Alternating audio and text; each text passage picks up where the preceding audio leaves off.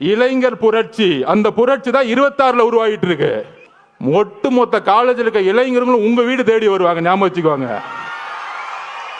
இவங்களுடைய நோக்கம் என்ன தெரியுங்களா? ஒரு வன்முறையை விதைக்கிறது, அந்த வன்முறையிலிருந்து கெயின் பண்றது. ஆனா மாற்றுறது யாரு? விஜய். இப்ப இவ்வளத்தையும் பண்ணி விட்டீங்க. யாரு கடைசியில காலில் விழுந்தது? நீ கிடையாது, விஜய். யாரு மன்னிப்பு கேட்டது? நீ கிடையாது, விஜய். யாரு காலை பிடிச்சிட்டு கதறி எழுந்தது? நீ கிடையாது, விஜய். மாட்டி விட்டியா? நீங்க கடைசியா உங்களுடைய பொதுக்குழு உறுப்பினர்கள் அவங்களாம் கூட்டி 2வது ஆண்டு தொடக்க விழா பண்ணீங்க.